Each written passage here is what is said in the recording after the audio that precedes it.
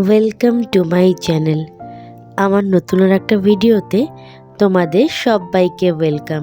আজকের রেসিপিটা সত্যি কিন্তু মন জয় করে নেওয়ার মতো একটা রেসিপি, যেটা মুখে লেগে থাকবে বারবার। খাবে শুধু একবার আর মন চাইবে শতবার। বাড়িতে যদি হঠাৎ করে কোনো গেস্ট চলে আসে, তো এইটা কিন্তু অনায়াসে খুব কম খরচে আর সহজভাবে তৈরি করে দিতে পারবে। তোমার জয় জয়কার সারাক্ষণ করবে। তাহলে চলো কথা না বাড়িয়ে রেসিপিটা শুরু করা যাক। প্রথমে গ্যাসের ওভেনে একটা কড়াই বসিয়ে নিয়েছি। কড়াইটা গরম হতেই সেখানে আমি এক এক করে 3 কাপ জল দিয়ে দিয়েছি। তার মধ্যে দিয়ে দিয়েছি সামান্য একটু লবণ, দিয়ে ভালো করে ফুটিয়ে নিয়েছি। জল যখন ফুটে গেছিলো একটুখানি আগের থেকে সরিয়ে নিয়েছি। সেই ফুটন্ত জলের মধ্যেই আমি ময়দা দিয়ে দিয়েছি। ফুটন্ত গরম জলে ময়দাটা দেওয়ার পরে একটু জমাট বেঁধে যাবে, কিন্তু ভয় পাওয়ার কিছুই নেই। একটু ভালো করে এরকম ধরনের স্প্যাচুলার সাহায্যে ভালো করে নাড়াচাড়া করে নিতে হবে। তারপরে আমি একটা শুকনো থালার মধ্যে ময়দার মিশ্রণটাকে নিয়ে নিয়েছি। যখন দেখছি একটু ঠান্ডা ঠান্ডা হয়ে গেছে, এর মধ্যে একটা গোটা ডিম আমি ফেটিয়ে দিয়ে দিয়েছি। এইবার এইটাকে ভালো করে মিশিয়ে নিতে হবে। তোমরা হয়তো অনেকেই ভাবছো ডিম দিল যখন নিশ্চয়ই আষ্টে গন্ধ বেরোবে, কিন্তু বিশ্বাস করো একদমই কোনো আষ্টে গন্ধ এই রেসিপির থেকে বেরোবে না। এই রকমভাবে আস্তে আস্তে ভালো করে একটা ডো টাইপের বানিয়ে নিতে হবে। তারপর এখানে আমি প্রায় 1 চামচের মতো ঘি মাখিয়ে নিয়েছি। ঘিটা দিলে পরে এই ডোটা আস্তে আস্তে আঠালো ভাবটা যে থাকছে সেটা হাতের থেকে সরে যাবে, আর রেসিপির থেকেও একটা সুন্দর ঘিয়ের গন্ধ বেরোবে। এইবার আমি রুটির যেমন লেচি কেটে নেয় সেই রকমই ছোট ছোট করে লেচি কেটে নিয়েছি। আটার রুটি বানানোর সময় আমরা সবাই লেচি কাটি, তো সেই রকমই লেচি কেটে নিতে হয়েছে। তারপরে যে কোনো একটু সরু টাইপের কোনো জিনিস দিয়ে মিডিলে একটা আমি ছিদ্র করে নিয়েছি।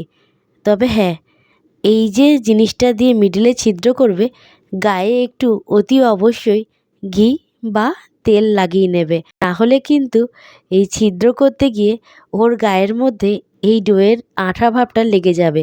তারপরে একটা চামচ দিয়ে আমি এই রকমভাবে ফুলের পাপড়ি তৈরি করে নেব। তোমরা ডেকোরেশনটা দেখো কিভাবে করছি। এইটা রেডি অবস্থায় দেখলে মনে হবে অনেক কঠিন, কি করে এটা ফুলের মতো পাপড়িটা রেডি করলো, বাট বানানোর সময় খুব সহজ। তোমরা একবার দেখলেই সেটা অনায়াসে পেরে যাবে। তো ভালো করে ছিদ্রটাকে আর একটু প্রমিনেন্ট করে নিয়েছি। এক এক করে আমি যে কটা লেচি প্রথমে কেটেছিলাম সবগুলো দিয়েই এই রকম ফুল আমি বানিয়ে নিয়েছি। তো আস্তে আস্তে প্রায় সবগুলোই হয়ে গেছে। লাস্টে তোমাদের আর একবার দেখিয়ে দিচ্ছি আমি কি করে ফুলটা রেডি করেছি। সব শেষে একটা লেচি আগে হাতে তুলে নিয়েছি, ভালো করে একটা সুন্দর শেপ দিয়ে দিয়েছি। তারপরে একটা চামচের মধ্যে তেল বা ঘি একটু লাগিয়ে নিয়েছি। তারপরে এরকম ওপর থেকে নিচ অবধি আমি একটু দাগ কেটে দিয়েছি। ব্যাস, আমার ফুল পুরোপুরি রেডি। আর পাপড়িগুলো কিন্তু খুব সুন্দর দেখতে লাগছে। আর তারপরে মাঝখানে একটুখানি এই ছোট্ট আমি যেমন হাতের সামনে যেটা পেয়েছি সেটা দিয়ে আমি একটা ছিদ্র করে নিয়েছি। আমার কিন্তু ফুলগুলো পুরোপুরি কমপ্লিট। এইবার এইগুলোকে ভেজে নিতে হবে। প্রথমে একটা কড়াই বসিয়ে তার মধ্যে আমি কিছুটা সয়াবিন অয়েল দিয়ে গরম করে নিয়েছি। তারপরে অল্প অল্প করে আমি ফুলগুলোকে ছেড়ে দিয়েছি। প্রথমে আমি অল্প করেই ছেড়েছি, তারপরে গ্যাসের ওভেনটাকে লো রেখে বেশ অনেকক্ষণ ধরে ফুলগুলোকে ভেজে নিয়েছি। একটু হালকা লালচে লালচে, কিন্তু এমনভাবে ভাজতে হবে যাতে পুড়ে না যায়। তো প্রথম টিপের ভাজা তো কমপ্লিট। দ্বিতীয় ব্যাচও চলে গেছে কড়াইয়ের মধ্যে। দ্বিতীয়বার একটু বেশি দিয়েছি। দ্বিতীয়বার ভাজতে ভাজতে সাইডে আমি অন্য একটি কড়াইয়ের মধ্যে প্রায় 1 লিটারের মতো দুধ বসিয়ে দিয়েছি। এই রেসিপিতে আমার যে দুধ দরকার, তাই ভালো মতো আগে দুধটাকে জাল দিয়ে নিতে হবে। ওইদিকে দুধ জাল হতে থাকুক, এইদিকে আমি ভালো করে এই ফুলগুলোকে এপিট ওপিট করে ভেজে নিচ্ছি। আর এটাও মাথায় রাখতে হবে, গ্যাসের ফ্লেমটা কিন্তু অবশ্যই মিডিয়ামে রেখেই এই ফুলগুলোকে ভাজতে হবে, না হলে ভেতর দিকটা কাঁচা থেকে যাবে আর উপর দিকটা পেকে যাবে, মানে পুড়ে যাবে। তো তৃতীয় ব্যাচের ভাজাও আমার কমপ্লিট হয়ে গেছে।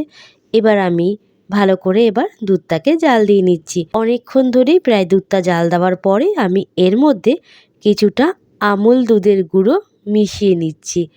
আমুল দুধ দিলে দুধটা খুব তাড়াতাড়ি ঘন হয়ে যাবে আর একটা সুন্দর সেন্টও বেরোবে। তো আমি একটা হ্যান্ড উইক্সের সাহায্যে ভালো করে মিশিয়ে নিয়েছি। তারপরে এখানে আমি মিল্ক মেড দিয়ে দিয়েছি প্রায় 150 গ্রামের মতো। আমি এখানে চাইলে চিনি ব্যবহার করতেই পারতাম, তোমরা চাইলে চিনি ব্যবহার করতেই পারো। যে কোনো মিষ্টির রেসিপির মধ্যে যদি একটু মিল্ক মেডের ছোঁয়া পাওয়া যায় তাহলে তার স্বাদ যেন দ্বিগুণ বেড়ে যায়। দুধ জাল দিতে দিতে আমার কিন্তু এইদিকে ফুলগুলো পুরো ঠান্ডা হয়ে গেছে। চলো তোমাদের সামনে একটা ফুল নিয়ে ছিঁড়ে দেখাচ্ছি যে ভেতরটা কতটা সফট হয়েছে, পুরো স্পঞ্জি স্পঞ্জি। আর দেখতেও কিন্তু সত্যিই খুব অসাধারণ হয়েছে। আমার মনে হয়েছে মিল্ক মেড আরেকটু দিলে ভালো হয়, তো আমি পুরোটাই ঢেলে দিয়েছি কাচিয়ে কুচিয়ে।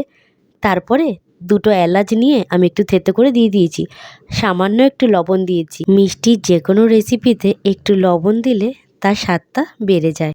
তারপরে আমি গ্যাসের ওভেনটাকে বন্ধ করে সব ভাজা ফুলগুলো দুধের মধ্যে দিয়ে দিয়েছি।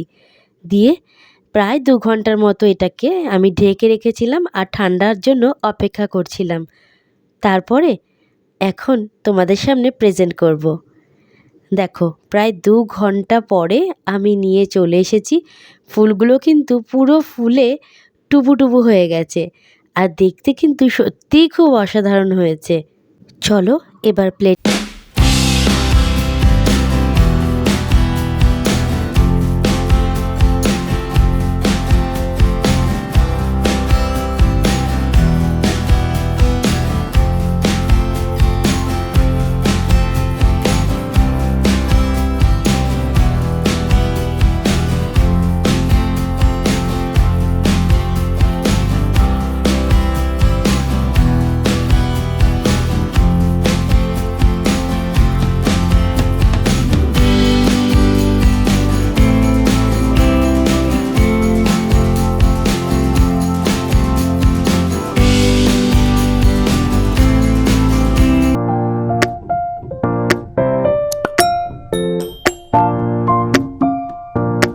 চটজলদি এই মিষ্টির রেসিপিটা এতটাই সুন্দর আর এতটাই সুস্বাদু যে কোনো মানুষের মন অনায়াসে জয় করে নেবে।